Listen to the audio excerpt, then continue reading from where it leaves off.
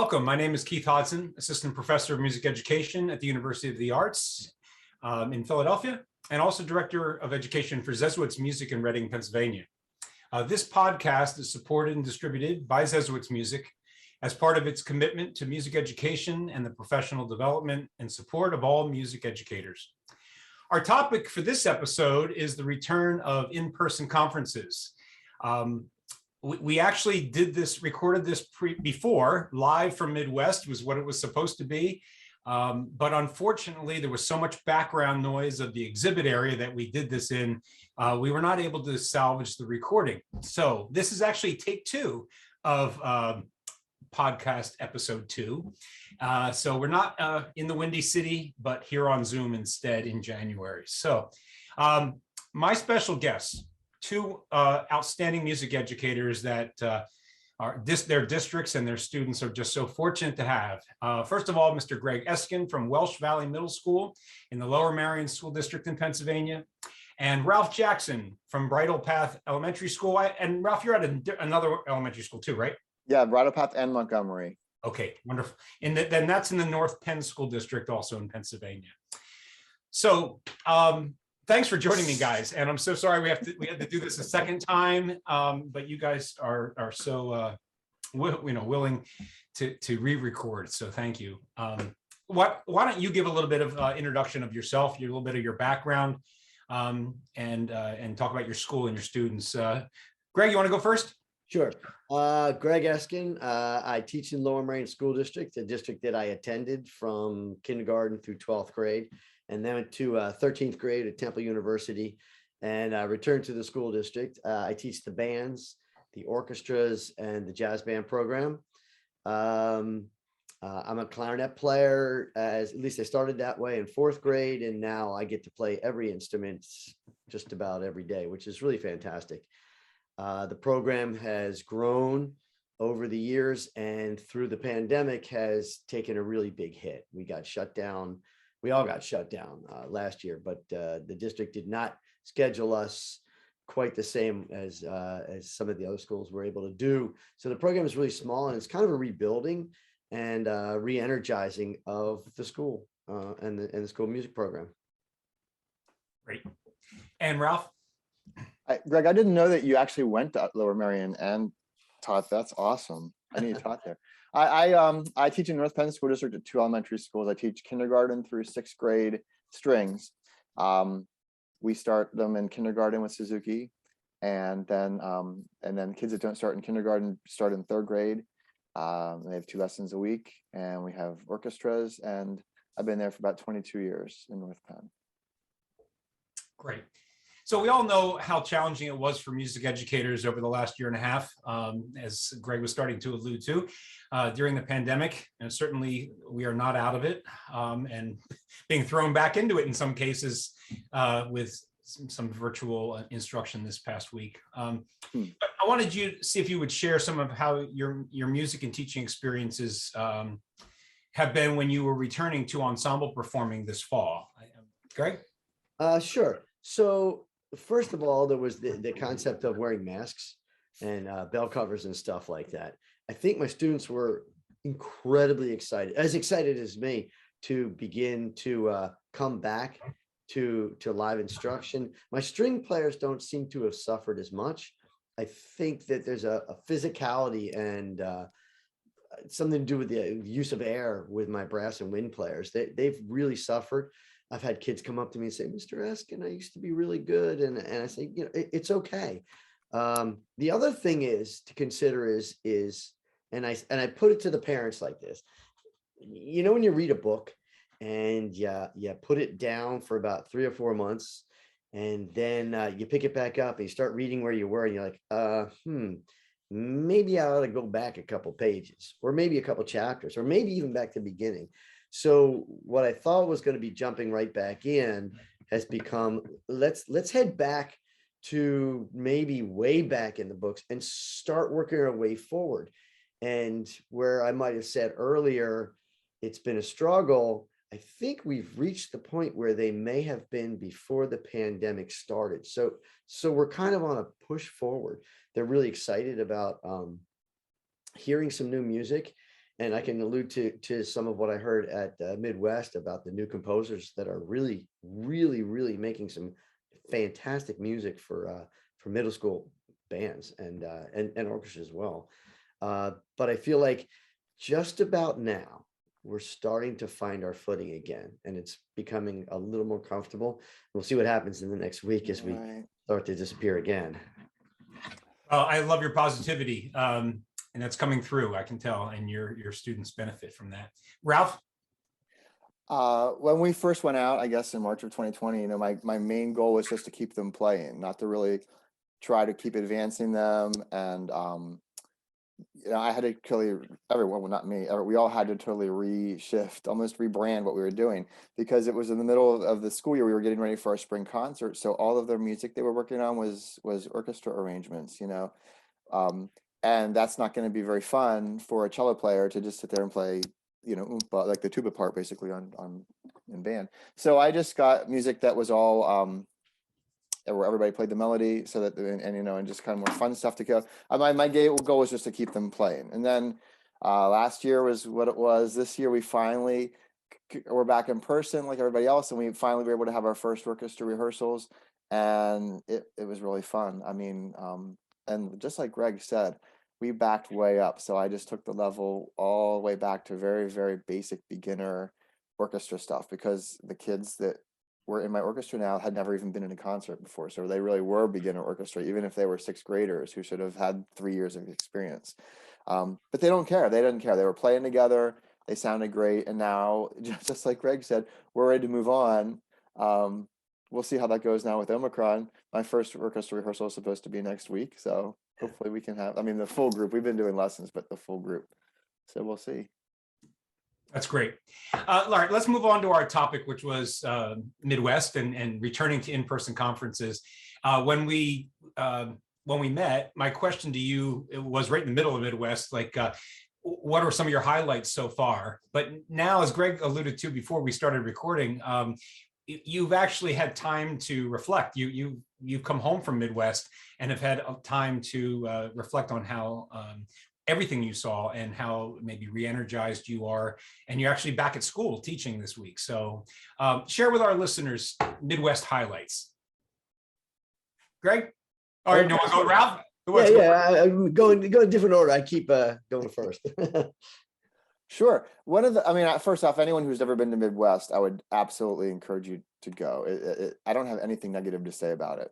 One of the highlights for me are always the concerts. Midwest is basically, it was one of the main primary reasons it was started was to bring new music. It was almost like a giant reading session, and where they were demonstrating, here's the new music that's available for your program.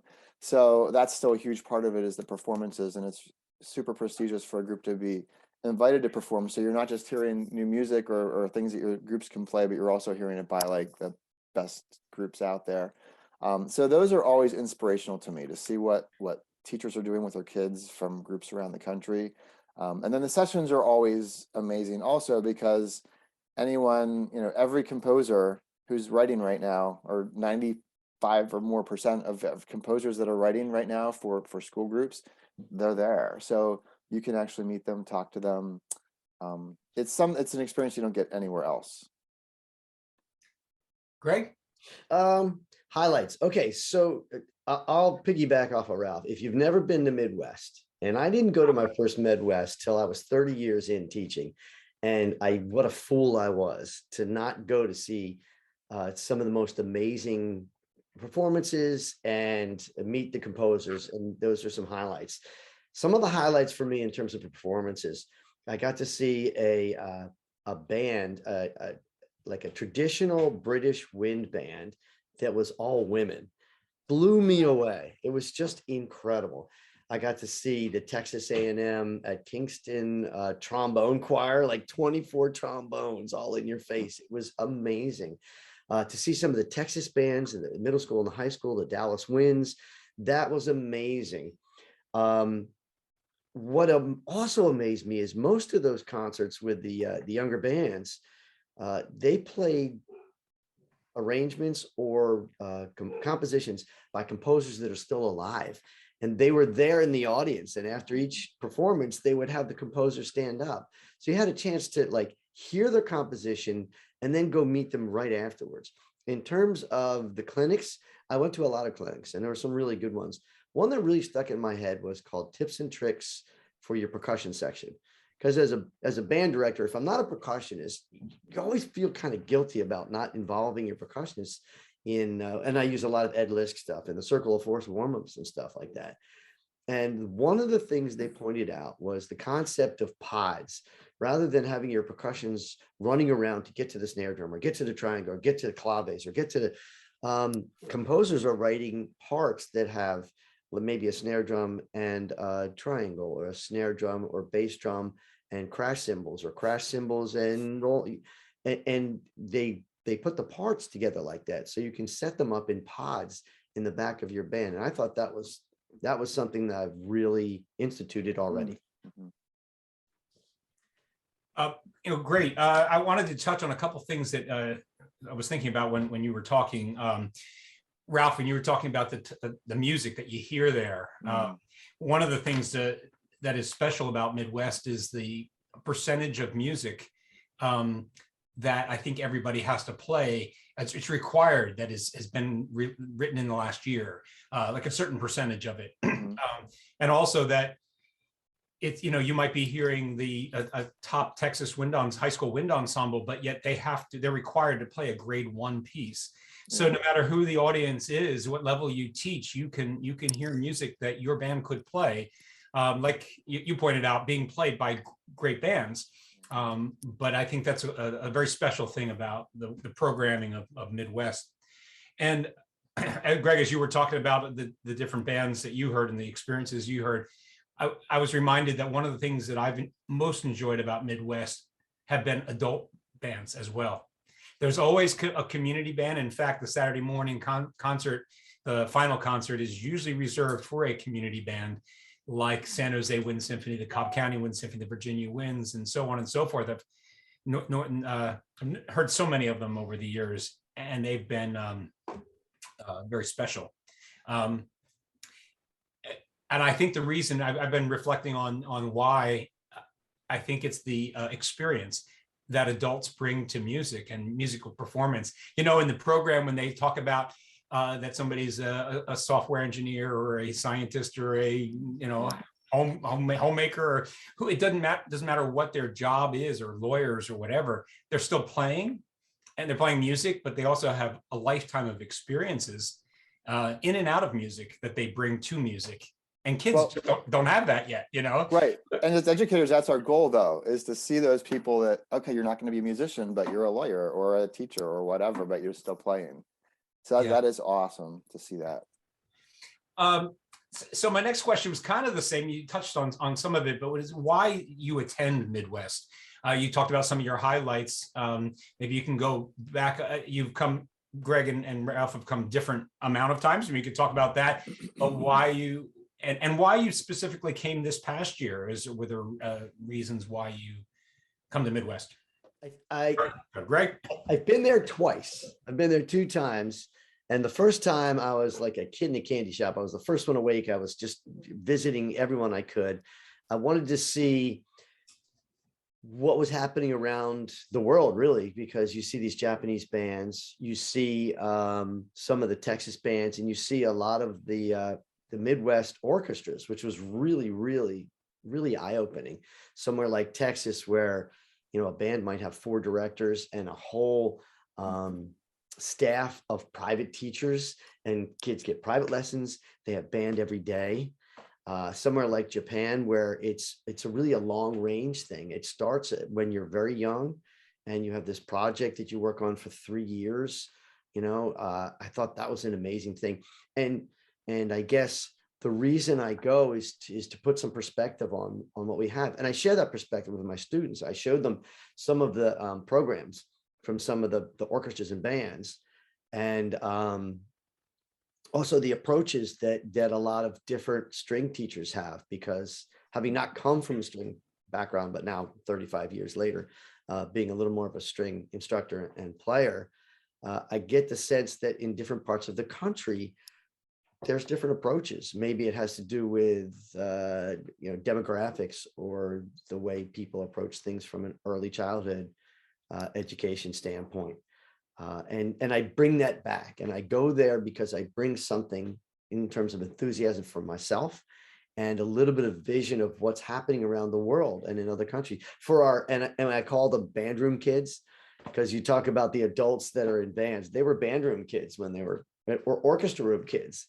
And you hope that giving them perspective shows your students that there's more out there than just what's in your little band room. Greg, before we move on to Ralph, could I just ask you to touch on what you think some people, because you mentioned this before we started recording, some people come back from Midwest feeling different than what you just described. Yeah, Can we maybe talk about that for a moment? Sure. Some people come back feeling, and somebody warned me about this, I don't remember who it was, that you come back feeling completely depressed because you come back and you hear your bands and you think, oh, we're terrible, or look what's out there. We gotta do what they're doing. And you really don't have to do what they're doing. You do what your brand of band was. And again, I was a band room kid. I would get there early to set the chairs up and would like get out of class so that I could get to the band room and the orchestra room or the jazz band rehearsal, So I come back from that with a perspective of there's a lot to be had out there. There's a lot to be seen, and there's a lot to be thankful for that we even have a band program. Because you saw, I got to see the first year some Title I schools, which was really interesting to me, how they put things together. And some of them didn't start band till high school. Ralph? Well, everything that Greg just said, but he's just said it way more eloquently than I can. Yeah. But for me, I've been going, my first year was 2008. So I've been going for a while now. And, it never gets old because the groups are always amazing. The clinics are always amazing. And there's always something to bring back. And even, I want to have a great, awesome program. So if you go to a clinic and I can take away one idea, just one little thing that help the kids teach intonation a better way, or position, or some technical thing, just one idea makes the entire thing worth it. And I always get way more than that, especially at Midwest. Their performances, again, they just inspire me. And it's really, for me, it's my main word would be rejuvenation. At this time of year, right in December, I always need a little break anyway. And it's the perfect, and this year was unique because usually after Midwest, we come back and then we're on vacation right away. This year we came back and we actually went back into the classroom for a week before we were off for break. So I actually got to, take some of those ideas and start to use them. I guess it can make you a little depressed if you're not careful, because you can come back and think like, oh, like Greg said, oh my gosh, we don't have that. But really, it's interesting to me because when you read the programs from these groups and you see their structure, it's so interesting to see what the best programs in the country, how their programs are structured. And a lot of them are pretty similar. And so we might not have that here, but you can take some ideas and truly adapt them and make them work. And it's good, and also it can be an eye opener if you think you're really great, go to Midwest. It'll make you rethink a little bit. We only know what we know in this area. So many people in this area that I didn't even know about Midwest till I went, and I fell upon it accidentally. And I how did I not know about this for all these years? So I wish I had learned about it sooner too. Yeah. Thanks from both of you. I've this past Midwest was my 25th, and I went for the first time because my dear friend Steve Malolo was going to have his booth out there for the very first time, and I helped him kind of build his booth in his apartment in Ramsey, New Jersey, and it was and I probably spent the next 8 or 10 years at the Stormworks booth, meeting people, and that really was my Midwest experience in the early years. But when we talk about professional development, it's a lifelong thing, right? It's lifelong learning. And I like how you said, Ralph, each clinic you go to, you think, if I could just take one thing away from, you're adding to your toolkit, right? Your toolbox, and you're giving back to your kids. When you were talking about inspiration and rejuvenation, those were the exact 2 words that were in my mind. Every year I go to Midwest. I mean, I always feel that way. And as a high school band director, and not that it matters what level you're teaching, we still give of ourselves each and every day, all day long, for like a half a year. People always ask, like, why is Midwest always in December, right during Christmas week? Like, can't they pick a better time? Right. And I have actually felt, once I scheduled my concerts prior to Midwest and made a habit of that, it was the perfect time because you were in need of rejuvenation, right? It's like our cup has been emptied and we can't continue to give unless we fill our cup back up. And, to the point about people coming away from Midwest feeling like depressed that, their groups aren't Midwest groups. It's not about comparison, right? It's about teaching kids to love music, period. And you guys, I know, do that to your kids each and every day. And so thank you for all you do. Ralph, let's go to you first this time. You brought your elementary orchestra to perform at Midwest, I believe, twice, right? 3 times, but yeah. 3 times. Okay, never mind. 3 times. Could you tell us about that experience and what it's meant for your students?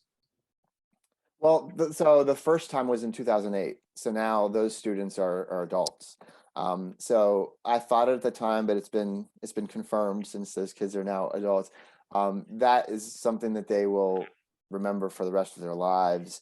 Again, the kids, we just pass out music and they learn it, but we never talk. Well, I never really talked about the composers. And when I was a kid in band, I grew up playing trumpet. I thought that they were all dead, and and probably a lot of them were. But so for the kids to meet the composers and talk to them, and when you go to Midwest, it's interesting because you get all this music sent your way because composers want their music to be performed at Midwest, and there's this big programming process. So like if there's a piece, so say they're playing, Jingle Bells, only one group can play it in the entire conference, and then it can't be played for like 3 or 4 years after that as well. So you get this whole list of pieces that you cannot play that have been played in the past. And then once things are programmed, those are off limits as well. So they really want to make sure that when you go to conference, everyone's going to hear fresh new music the entire conference, the whole way through. So when so composers send you all this music, and then when you pick it, it's just this big long process, and the kids kind of understand and see that you get accepted in April. So you're working from April basically all the way through till December. So for about 9 months. And then when the kids go, they get we've had like Steve Malello gifted us a piece. He wrote a piece for us, and some other composers too. And they get to go and meet these people. They don't get to do that when they have concerts at home or when they go to, other conferences necessarily. So those things, the kids come back, and the parents too, really see how impactful that whole process was. So I'm glad I did it. That's why I did it again after the first time, because it's a lot of work and it's a big audition process, but it's super worth it. So you said 2008 was your first time at Midwest. Yeah. Also the first time you took your group, right? So you hadn't been. Yeah, I didn't even. Yes, I didn't. Well, okay, you know Beth Sokolowski, right? Yeah, absolutely. She's the person who I learned about Midwest from. Yeah. I didn't even know it was a thing. So there's this conference. So then I looked at the audition. And it was overwhelming, but I did it. Yeah. So that was the first time I went. Was when I brought my group, but then I kept going of course, every year after that. Well, that's great. Maybe if you did go to Midwest beforehand, maybe more nerve-wracking, right? If I knew what I was getting into, I might have not even auditioned. Exactly. That's interesting. Yeah, ignorance can sometimes be a gift. So can I throw something in there? My impression of Midwest initially was that it was this competitive thing, and you get in there, and then because I didn't know about it, it didn't deter me. But I would hope that any young band or orchestra or jazz band or choir director or anyone would not be deterred by the fact that this is just such a huge undertaking. It sounds like it's a big undertaking, that you wouldn't be deterred by, because I think you had said, Ralph, that your adults came back to you and said it was one of the highlights of their life, getting to go to be a part of this. And even the small competitions we go to, if you do music in the parks, or if you do a local um, jazz band festival, that it tends to be the highlight of their lives, because you're creating this community of musicians. Whether whether you sit next to the Right. person at lunch table every day or not, it's not the issue. It's that you create this culture of music that obviously continues on into the future. And I think Midwest is just the ultimate, and it had been for me. And looking back, if I had gone in 2008 or even 1998, that's how old I am, that would have been something that I would have pursued for no other reason than to give myself and my young musicians an experience that they'd never forget. Yeah, and Gregg, along those lines, not just Midwest, but PMEA, NJMEA, other local conferences where your kids can perform. Just this week, I was talking with a music educator in our area, Terry O'Brien, in the Ridley School District. She's an elementary school band director, and she was talking about a time when she took her kids up to Temple for an event, and took them on the train. Like literally, there's a train stop that goes from Ridley right to Temple, and she was literally taking her elementary band and their equipment on the train, and also talked about those students now being adults and what it has meant to them. Because I think, I know why it got brought up.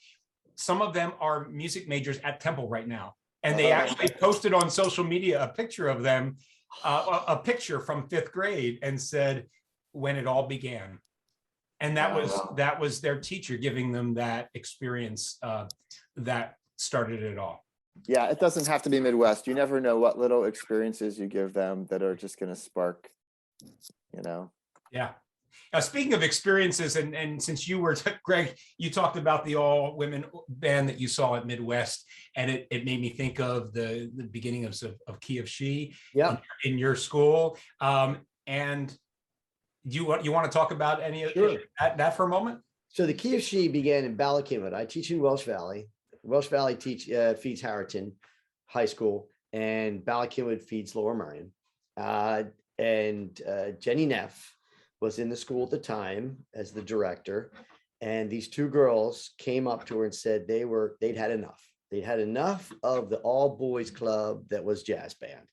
And they wanted to start their own jazz band. And this girl, Olivia, and I don't remember the other girl's name, wrote like a manifesto with a mission statement. It was incredible in 7th grade. Unfortunately for her, Jenny was going on sabbatical the second half of that year. And fortunately for me, she called me and said, would you be willing to kind of, work with the girls on putting together their little jazz group? And I said, well, you know what? I'm going to bring my girls too. And there were high school girls too, I think were willing to come. I don't know if there were high school girls that year, but I remember saying, okay. And I got together and we played a little bit. And then I said, you know what? I host a jazz festival in the first week, Friday in May, every year. I grabbed that weekend because everyone's either done their concerts or about to do their concerts, the best they're going to be. I said, you know what? We're going to feature the Key of She jazz band at this festival. And we did, and they did. And from that point, Olivia Hugart has had this workshop every year, and it's grown into something even bigger. I just saw a posting that she's got a booth. I don't know where it's at, but she's got a booth at the jazz conference going on right now. Yep. Right? This is the student? Yeah. This is the That student. is awesome. Who then continued on to music school in New York. And, it's pretty amazing. And every time I mention it to the girls in my band program, their eyes light up. Yeah. And to have attended that conference, her conference at UArts a few times, it's amazing. It really is amazing. And girls, I'm a boy, I don't know that I would have had the stones to create something like that in 7th grade. And it's had a big effect on a lot of the girls. But she and the girl, Olivia and her friend, obviously planted the seeds, and you and Jenny nurtured those seeds. And kudos to you. And even while she was still in high school, that's when Jenny came to UArts, and that's when they wanted to make it a senior project and make a conference out of it. and started including My God. girls at all levels from middle school, high school, college, and to all come and be a part of the conference.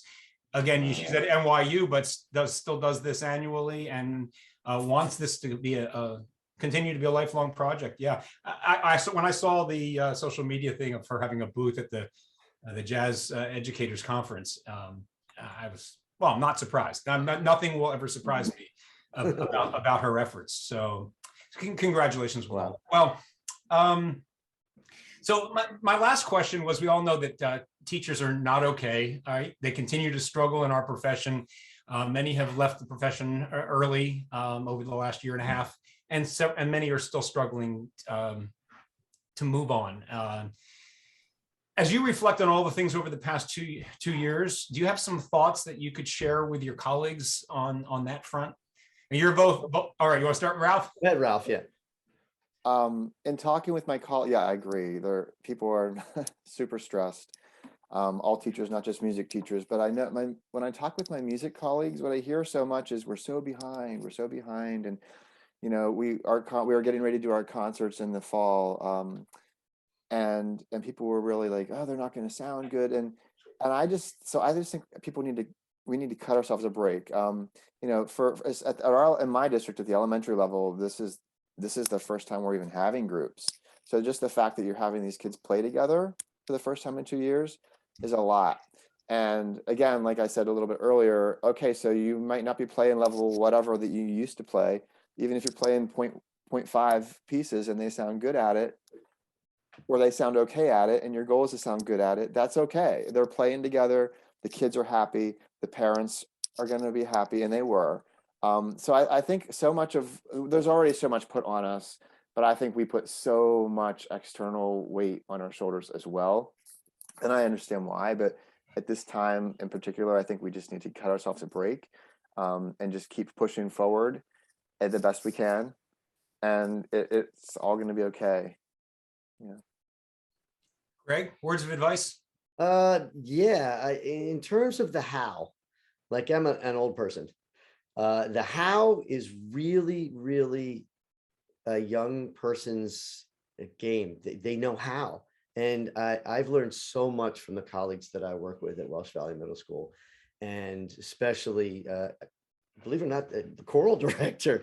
She has really inspired me to discover how to use the technology that's available to us, and the stuff that we had to use over the past few years is still useful.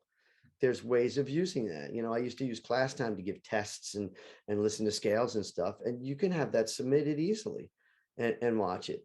That's the how. What's more important is well, and the how too. The other part is, yeah, cut ourselves a break for sure. I am a clarinet player, the most self-deprecating of all instrumentalists. Maybe oboes are worse, but cut yourself a break. What you're doing, and this is the why, is really important.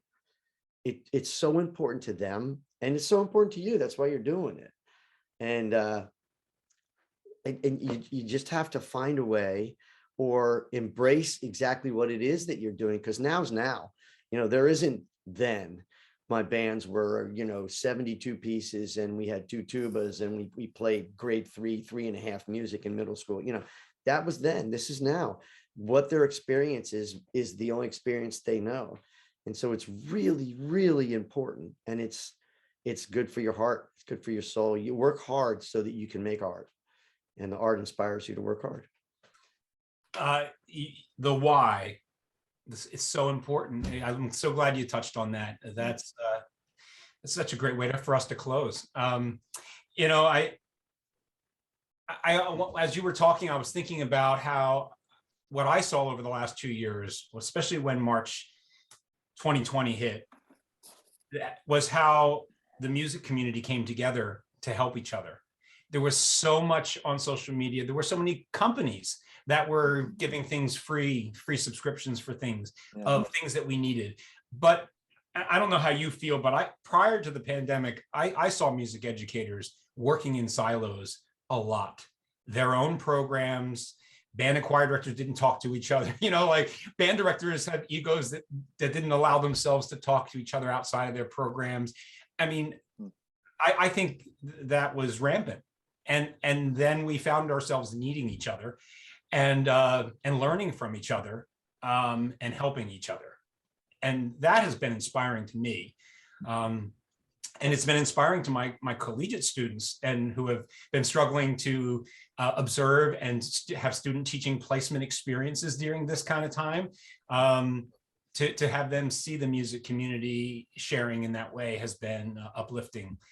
So speaking of professional development, I'll throw in a shameless plug that coming up in a few weeks on February 5th, the Zeswitz is hosting the Conselmer Instrumental Workshop at Central Bucks South High School from 9 to 4. And hope to see a lot of Zeswitz clients and other music educators in the area are welcome to a free professional development, and PMEA Act 48 credits will be available as well. So Ralph and Greg, thank you. Is there anything else you'd like to say for the good of the order before we wrap up? No, thank you for having us. This is awesome. Great. Well, Greg? Thanks so much for giving me the opportunity to do this. This is rough. This is my final year of teaching. And so as I move into the next phase of life, I realize, I always did, but I realize just how important this is to me and to the community as a whole, the music community as a whole. But thank you again. Well, congratulations, Greg. Yeah, we have a retirement announcement right there. Okay, so collegiate students, there's a job opening next week. Welsh Valley Middle School. Well, listen, I want to thank you both for sharing your thoughts, experiences, expertise with our audience. I personally want to thank you and all our listeners for what you do each and every day for your students. To all my music educator friends, please continue to find opportunities to open more doors for all students to engage with music and with you. And a special thank you to Zeswitz Music CEO Randy Shayler for your continued support for music education and music educators. Thank you. See you on the next episode. Thanks.